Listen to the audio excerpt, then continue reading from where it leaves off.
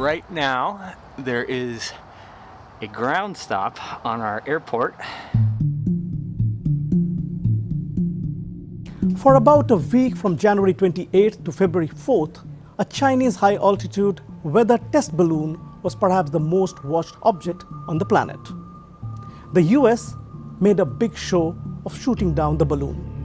The incident soon snowballed into a diplomatic crisis, with US Secretary of State Antony Blinken postponing his visit to China. Here's Professor Zhechun Zhu of the Bucknell University in Pennsylvania sharing with us his take on this whirlwind. In your opinion, does the balloon crisis represent a major escalation, or is it simply a minor incident blown out of proportion? It's been a month since. How have both sides handled the incident so far? I think the balloon incident shows how delicate and fragile the US-China relationship is. Well, I think initially the two governments tried to downplay the balloon incident. Unfortunately, this relatively minor incident has been turned into a crisis in a bilateral relationship. In the United States, for example, some members of Congress and media will simply not let it go. They started to attack China for threatening US security, and they also attacked President Biden for not shooting down the balloon sooner. Meanwhile, in China, the foreign ministry started to accuse the United States of frequently spying on China, including with surveillance balloons. So due to domestic pressures, the war of words escalated between the two sides. The postponement of Blinken's China visit was one of the key fallouts of the balloon incident. Has it closed the window of dialogue and reconciliation between the two sides forever? I think the communication channels are still open. Secretary of State Blinken only postponed the trip to Beijing. He did not actually cancel it. And as soon as conditions are right, he will visit Beijing.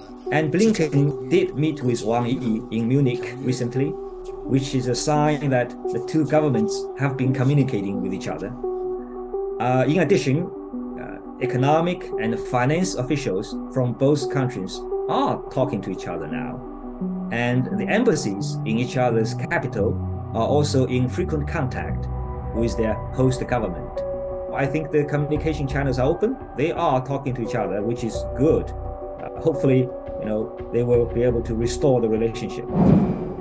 It is well known that the US carries out international surveillance ops routinely against adversaries and even allies. Is the US truly in a position to lecture other countries on spying of all things? And can it take a moral high ground? I think the core of the issue here is not who can take a moral high ground. I think the core of the issue here is how and whether the two powers can manage their relationship. The balloon incident shows how difficult it is to manage this relationship. I think the balloon incident actually will unfortunately become a contentious issue in US domestic politics, especially as the US presidential campaign starts soon.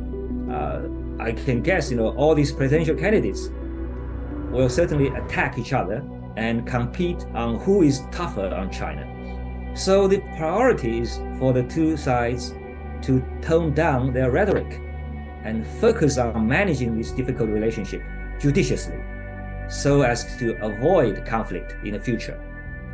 That's what I hope the two governments can do now. And I think that the conflict is not in anybody's interest.